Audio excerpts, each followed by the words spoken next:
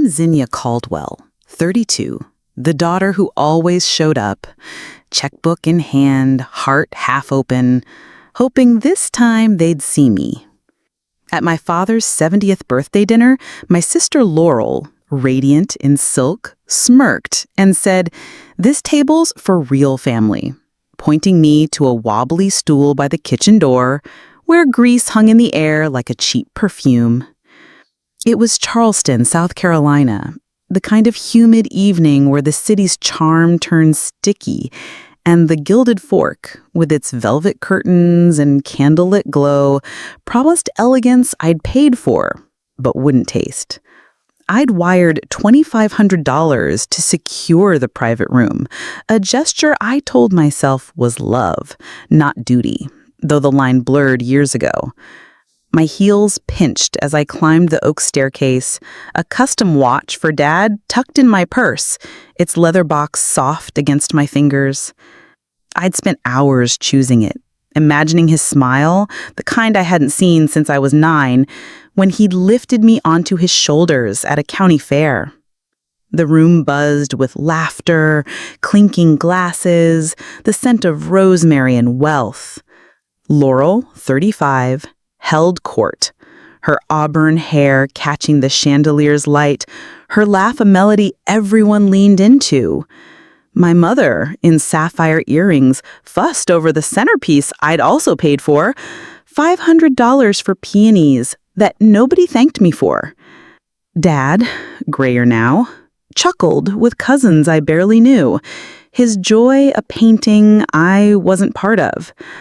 The table, a polished slab of walnut, gleamed with place cards, each name a claim to belonging, none of them mine. Then Laurel's voice, sharp as a blade, cut through the din. Her words weren't just a dismissal, they were a verdict, delivered with a smile that didn't reach her eyes. The stool, shoved against the wall, wobbled under a flickering exit sign. The kitchen door swinging with every waiter's pass, blasting heat and the clatter of pots. I stood frozen, my satin dress too tight, my breath caught somewhere between rage and shame. For years, I'd been the one who sent cards, wired money, swallowed slights like bitter pills. I'd built a graphic design business in Savannah, 3 hours away, but still drove back for birthdays, funerals, and emergencies that always needed my credit card. I'd told myself it was enough to be needed, that love would follow. But that night, as Laurel's words echoed and the family's eyes slid past me, something snapped. Not loud, but final. I didn't sit. I didn't cry. I stood there, the watch heavy in my purse, and knew I was done begging for a seat. What happened next would unravel everything, and you won't want to miss it. Stick around to see how one dinner changed my life forever. And hit that subscribe button for more stories that hit you right in the gut. The air in Charleston clung to my skin as I stepped out of the Gilded Fork, the restaurant's golden light fading behind me, my heels clicking against the cobblestones like a metronome, counting out my resolve. I didn't look back, though the weight of that room, its laughter, its deliberate blindness, pressed against my spine, urging me to return, to smooth things over, to be the Zinnia who always fixed what others broke.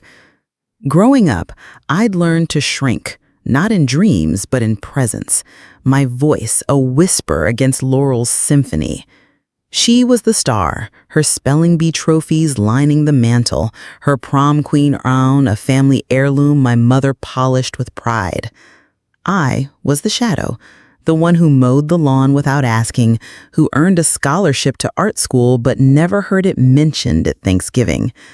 At 16, I'd spent a summer night under a street lamp, wrestling a jack to fix a flat tire, my hands black with grease, while Laurel danced at a party I wasn't invited to. My parents didn't mean to erase me. They just didn't see the space I left empty. Adulthood offered distance. Savannah, where I built a graphic design firm, my days filled with color palettes and client deadlines, my nights quiet, but mine. Yet I never stopped answering the family's calls. When Laurel's wedding venue demanded a $5,000 deposit, my card covered it, no questions asked. When Dad's roof leaked, I sent $3,000, ignoring the ache in my chest when he thanked Laurel for organizing it. I told myself it was duty, but it was hunger. For a nod, a glance, anything to prove I wasn't invisible. That night at the Gilded Fork, as I stood by the kitchen door, the stools wobble mocking my balance, I saw the truth. I'd been paying for a family that didn't claim me. The watch in my purse, $800 of hope, felt like a bribe I'd never afford. When the waiter approached, his black folder heavy with the $7,500 bill, his eyes searched the room, landing on me with a flicker of recognition. My name was on the deposit after all, $2,500 plus $500 for peonies, $300 for the pianist whose notes had underscored my humiliation. I met his gaze, my pulse a drumbeat, and spoke clearly, my voice slicing through the chatter. I don't pay for tables that don't seat me. The room froze, forks suspended, Laurel's wineglass tilting in her hand. I didn't wait for their shock to thaw.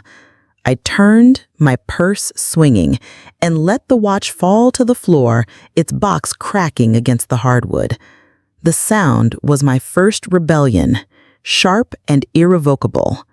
Outside, the humid night swallowed me, my coat unbuttoned, my earrings tucked into a pocket. My phone buzzed, Mom, then Laurel, then Dad, their names lighting up like warnings. I let them fade, my steps quickening toward the battery, where the ocean salt stung my face. I wasn't running, I was shedding, each stride peeling away the Zinnia who'd sat silent for decades. By the time I reached my hotel, a text from Tessa, Laurel's old friend, glowed on my screen. She'd been at the dinner, a guest I had noticed, and her words stopped me cold. Laurel's unraveling. They're all talking about you.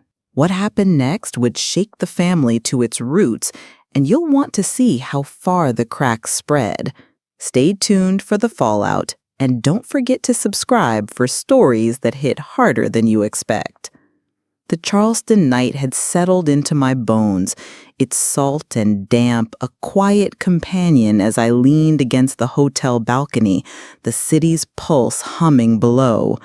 Tessa's text lingered in my mind, a spark that refused to dim. Laurel unraveling, the family's polished facades splintering under the weight of my walkout. I didn't answer the buzzing phone, its screen a constellation of missed calls, Mom's guilt, Dad's bluster, Laurel's venom, but I felt the shift, like a tide turning before the storm. Tessa's words carried weight because she knew Laurel's cruelty, had seen it years ago when they were friends, before Laurel discarded her like a worn-out dress. She'd been at the Gilded Fork, tucked among the cousins, her presence unremarked until now. Her message detailed the chaos I'd left behind. Laurel's face, pale as bone, as she stammered excuses, blaming the restaurant's seating, then me for overreacting. The guests hadn't bought it. A cousin, emboldened by wine, had muttered about my generosity.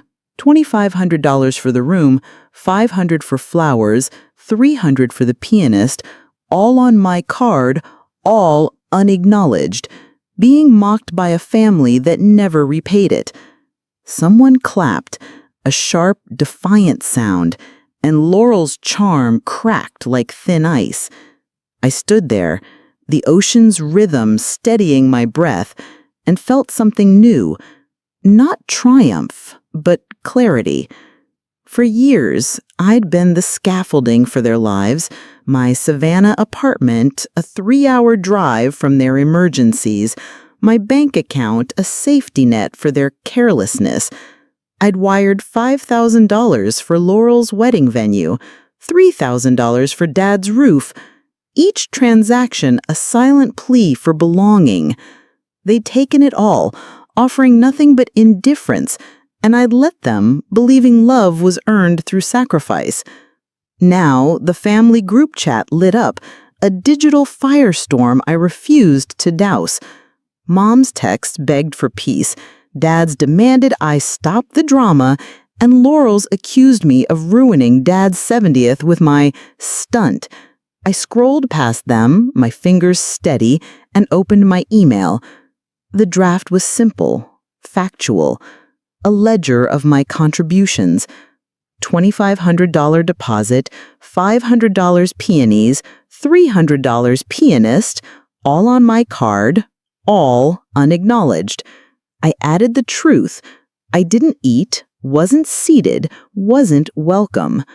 I won't cover the $7,500 bill, I wrote, my words sharp as a blade's edge. I'm done paying for rooms that lock me out. I hit send, the click of the button a small thunder in the quiet room. Within minutes, replies flooded in, not from Mom or Dad, but from Uncle Cal, who wrote, "You're braver than I ever was." Cousin Mara, always quiet, added, "We saw it, Zinnia. It was wrong." Even Aunt Faye, whose silence usually meant judgment, sent a single line, "About time." Their words were lifelines, proof that my stand had pierced the family's myth of unity. Laurel's response came later, a voice note dripping with sarcasm, accusing me of playing the martyr to steal her spotlight. I deleted it unheard, my heart steady, and turned to the balcony again, the city's lights blurring into stars. What came next would test my resolve, and you won't believe how far I went to reclaim my worth. Stay with me to see the family's next move, and hit subscribe for stories that cut to the core. The Charleston dawn crept through my hotel window, its pale light catching the edge of my laptop, where the email I'd sent still glowed, a quiet monument to my defiance. The family's digital clamor had faded into a restless hush, but I felt no urge to check the group chat, no pull to mend what I'd broken. My stand at the Gilded Fork, refusing the $7,500 bill, dropping the $800 watch like a shed skin, had carved a line I wouldn't cross again. Laurel's voice note, deleted but not forgotten, had been the final push. Her accusation of martyrdom, her refusal to see the years I'd spent propping up their lives, ignited something fierce in me. Not anger, but precision. I opened my banking app, the screen's cold glow illuminating a truth I'd ignored too long. A joint savings account, $50,000 strong, funded by my late nights designing logos, my skipped vacations, my silent agreement to be the family's anchor. It had bailed out Laurel's car loan, covered Dad's gallbladder surgery, paid for Mom's temporary rent gaps. They'd never asked permission, only assumed access, and I'd allowed it, mistaking their need for love. My finger hovered over the transfer button, the cursor a heartbeat. I moved the entire balance to my personal savings, then closed the joint account with a few clicks, each one a door slamming shut. The finality was electric, a current running through my veins as I leaned back, the hotel chair creaking under my weight. I didn't feel guilt, only the strange lightness of a burden lifted, like shedding a coat too heavy for the season. Hours later, my phone erupted. Laurel's name flashed, call after call, her persistence a storm I refused to weather. On the 5th try, I answered, my voice flat as stone. She didn't greet me, just launched into fury, her words tripping over themselves.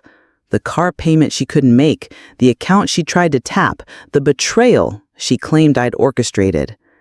I let her rage, my silence a mirror she couldn't face. When she paused, gasping, I spoke, each syllable deliberate. I paid for the dinner, the flowers, the pianist. I sat by the kitchen door, laughed at, and still you expected me to foot the bill. That account was the last thread. It's gone. Her disbelief was palpable, a crackle through the line, but I didn't wait for her response. I ended the call, my thumb steady, and set the phone face down, its screen dark. The hotel room felt larger, the air clearer, as if I'd cleared space for myself at last. By noon, a text from Cousin Mara confirmed the ripple effect. Laurel was spiraling, accusing everyone of disloyalty, while Uncle Cal had called her out at a family brunch I hadn't been invited to.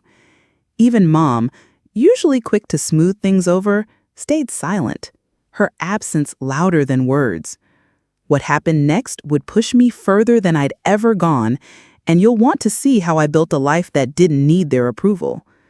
Keep watching for the turning point, and subscribe for stories that burn bright and true. The Charleston morning had softened into a humid afternoon, the hotel room's silence wrapping around me like a shawl I'd woven myself. Closing the $50,000 joint account had been a guillotine, severing the last tie to a family that saw me as a resource, not a daughter. Laurel's furious call, her voice cracking with disbelief, echoed in my mind, but it didn't pull me back. I stood at the balcony's edge, the city's rooftops sprawling below, and felt the weight of my own worth settling into place, solid as the oak floor beneath my feet. I didn't check the family group chat, didn't scroll through the texts piling up like unpaid bills. Instead, I packed my bag, the satin dress from the Gilded Fork folded neatly, its shimmer dulled by memory. I'd driven 3 hours from Savannah for Dad's 70th, wired $2,500 for the private room, $500 for peonies, $300 for the pianist, only to be banished to a stool by the kitchen door, Laurel's real family jab a blade twisted by her smile. Refusing the $7,500 bill had been my first act of rebellion, dropping the $800 watch my second, but closing the account was something deeper, a declaration that I'd no longer bankroll my own erasure. By evening, I was back in Savannah, my apartment's familiar creaks greeting me like an old friend. My phone buzzed with a new message, not from family, but from Tessa, Laurel's former friend who'd witnessed the dinner's fallout. Her words were a flare in the dark. Laurel had tried to rally the family at a brunch I wasn't invited to, painting me as the villain, but the tide had turned. Aunt Faye, usually a silent judge, had called Laurel's behavior shameful. Cousin Mara had shared my email, the one listing my contributions, the one refusing to pay for a table that didn't seat me, with a distant relative, and it was spreading, a quiet wildfire. I sat at my desk, the glow of a single lamp warming the room, and opened my laptop. I didn't write to the family, didn't chase their approval. Instead, I typed a list, simple and stark. No more covering Laurel's car loans, no more funding Dad's surgeries, no more driving through the night for holidays where I'd be ignored. Each line was a brick, building a wall I'd never had the courage to raise. I saved the file, closed the laptop, and felt my shoulders loosen, as if I'd shed a harness I hadn't known I wore. The next day, a call from Uncle Cal caught me off guard. His voice, gruff but kind, carried an apology for staying silent too long, for letting Laurel's shine blind them to my steadiness. He didn't ask for forgiveness, just offered respect, and I held that gift carefully, like a stone smoothed by a river. It wasn't reconciliation, but recognition, and it was enough to keep me moving forward. What came next would redefine everything I thought I needed, and you won't want to miss how I carved out a life that was wholly mine. Stay tuned for the transformation and hit subscribe for stories that cut deep and lift you up. The Savannah evening settled over my apartment, its quiet hum a counterpoint to the storm I'd left behind in Charleston. Uncle Cal's call, his gruff acknowledgement of my worth, lingered like a faint pulse, but I didn't let it pull me back to the family's orbit. Closing the $50,000 joint account had been my final severance, a line drawn not in anger, but in clarity, cutting through years of being the daughter who paid for love with wire transfers and silence. I moved through my days with a new rhythm, the weight of the Gilded Fork's humiliation, Laurel's real family sneer, the wobbly stool by the kitchen door, fading into a scar I no longer hid. I'd refused the $7,500 bill, left the $800 watch cracked on the floor, and sent an email exposing my contributions: $2,500 deposit, $500 peonies, $300 pianist, all met with laughter instead of thanks. The family's group chat had erupted, then quieted, but I didn't chase their voices. Instead, I turned inward, my apartment's soft light a sanctuary where I began to rebuild. A week later, an email from Dad arrived, its subject line a jolt. "Zinnia, I'm sorry." His words were brief, unadorned, admitting he'd let Laurel's brilliance eclipse my steadiness, that he'd failed to see me. It wasn't a plea for forgiveness, just a truth laid bare. And I read it twice, my coffee cooling on the table. I didn't reply, not out of spite, but because I was learning to hold space for myself first. The apology was a crock in the family's facade, but I wasn't ready to step through it. I started therapy not to mend what was broken, but to understand why I'd carried it so long. My therapist, with her calm eyes, spoke of boundaries as acts of love, and I began to see my silence as a language I'd misused. I booked a trip to Asheville, a plan I'd shelved twice for family obligations, and walked its mountain trails alone, the air sharp with pine. I wrote in a notebook by dawn, listing what I'd once thought required permission, saying no, choosing solitude, refusing to fund others' comfort. Each word was a step toward a life I hadn't dared imagine. One night, I hosted a dinner for friends. 6 people gathered around my table, no hierarchy, no slights. We ate rosemary chicken, laughed over spilled wine, and I felt a warmth that didn't demand my sacrifice. Tessa, who'd seen the Charleston fallout, raised a glass to Zinnia's new rules, and I smiled, knowing those rules, written in my notebook, etched in my heart, were for me alone. No one who diminishes you gets a seat. Love that costs your dignity isn't love. What followed would test those rules in ways I never expected, and you'll want to see how I held my ground. Keep watching for the next chapter, and subscribe for stories that burn bright with truth. The Savannah dusk wrapped my apartment in a gentle haze, the kind that softens edges and quiets the mind. Dad's apology, stark and unadorned in my inbox, had cracked open a door I wasn't ready to walk through. Not because I doubted its sincerity, but because I was learning to stand firm in the space I'd claimed. Closing the $50,000 joint account, refusing the $7,500 bill at the Gilded Fork, and sending that email, $2,500 deposit, $500 peonies, $300 pianist, all unpaid for by gratitude, had been my rebellion, but it was the quiet choices afterward that carved my freedom. I didn't check the family group chat, didn't answer the sporadic texts from Mom or Laurel, their words like distant thunder, loud but harmless. My therapy sessions, now a weekly rhythm, had taught me to see my silence not as surrender, but as a shield, one I'd lowered too often. In Asheville, I'd walk trails where the air stung with clarity, writing rules for my worth in a notebook. No seats for those who make you small, no love that demands your erasure. Those words were my compass now, guiding me through a life I was building without apology. One morning, a letter arrived, its envelope heavy with Mom's familiar cursive. I set it on my kitchen counter, unopened, and poured coffee, the steam curling like a question.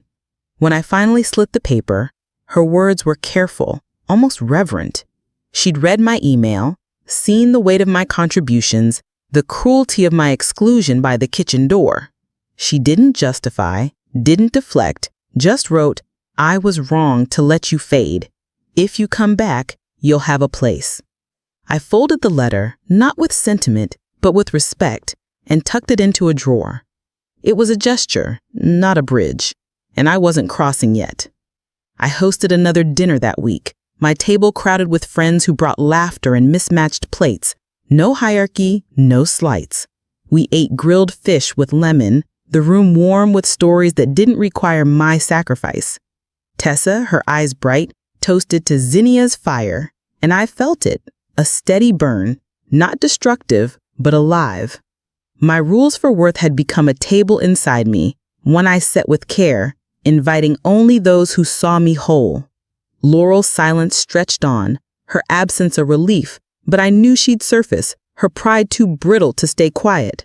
When she did, it would test my resolve, and I was ready. What happened next would show me just how strong my new foundation was, and you'll want to see how I faced it.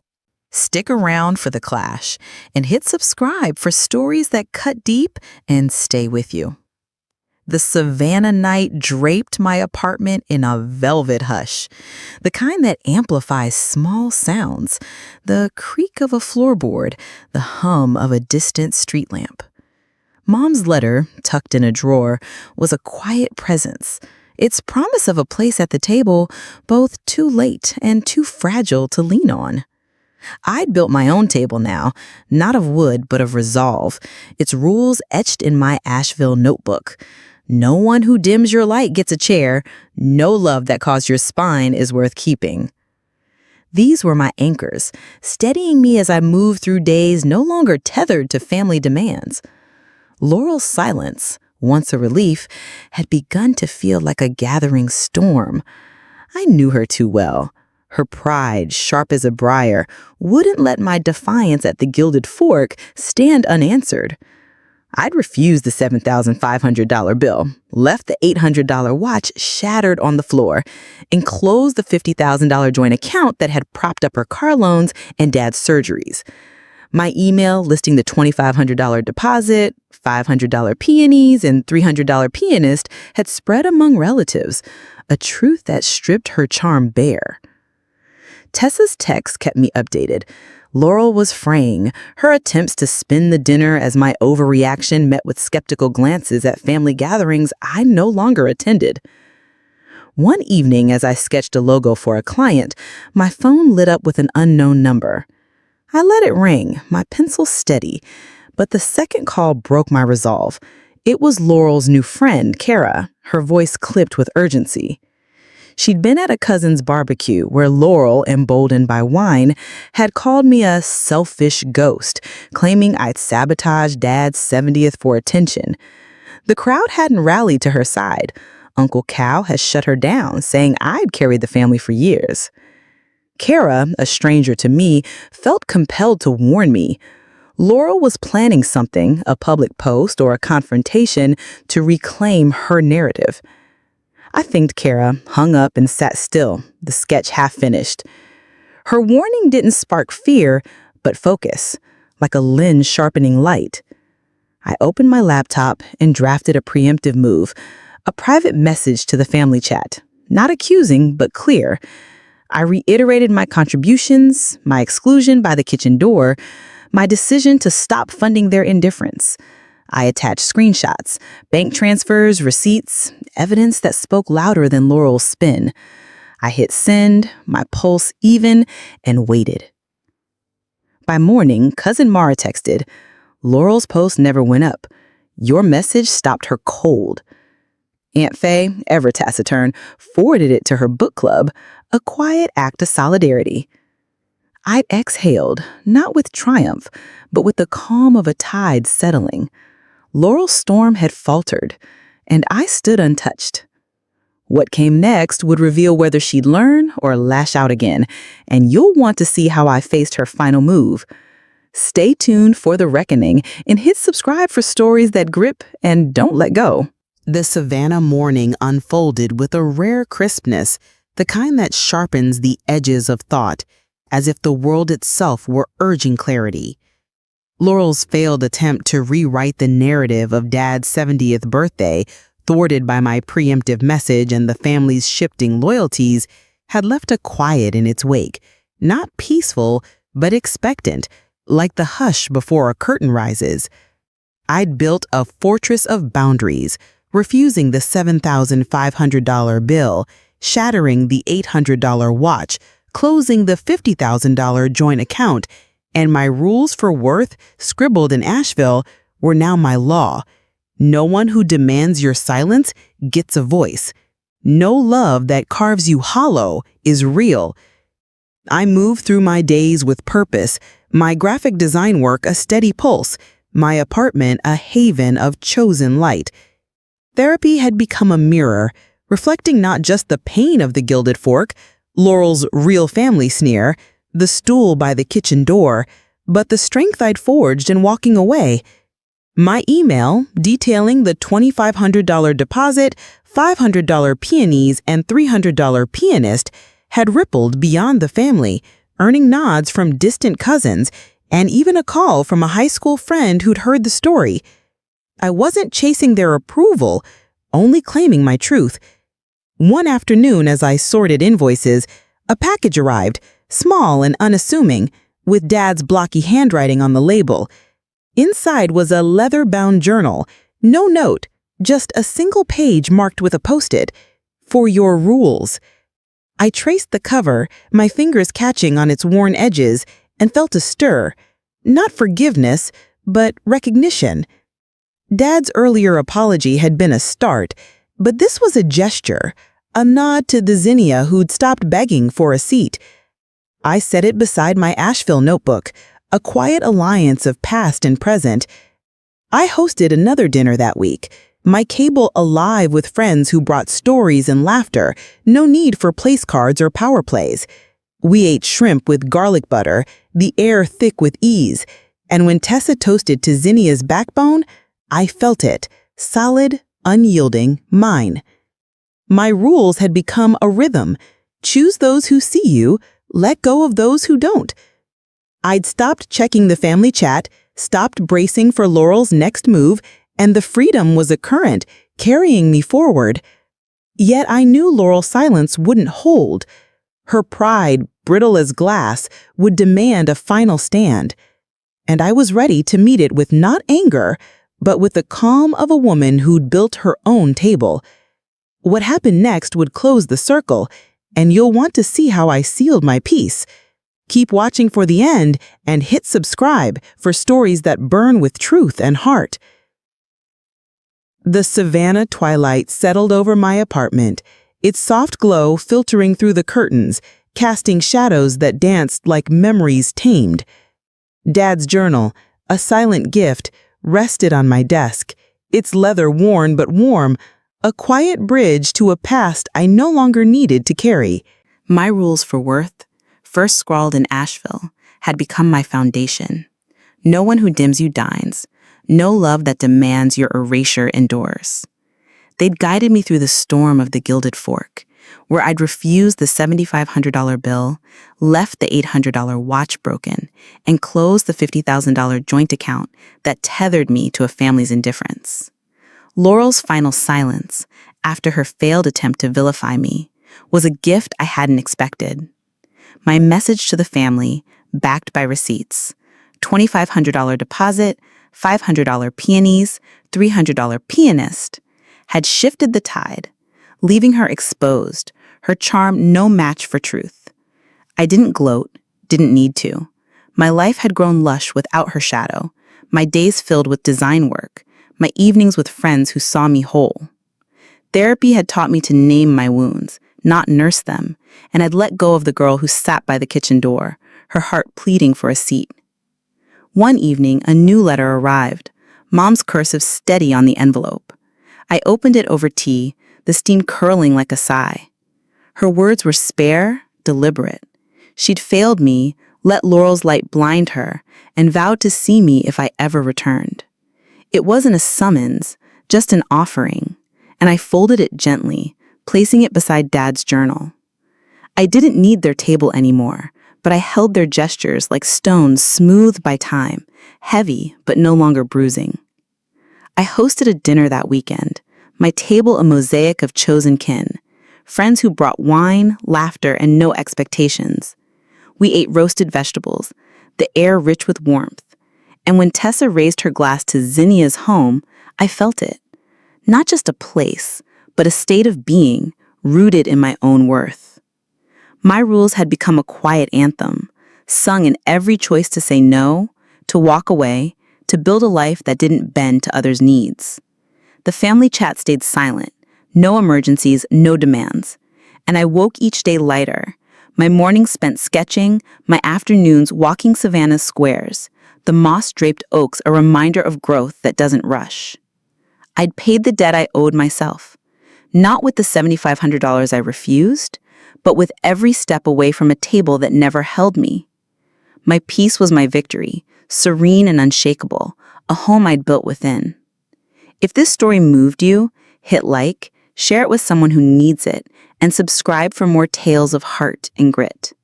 Let's keep building tables where everyone belongs.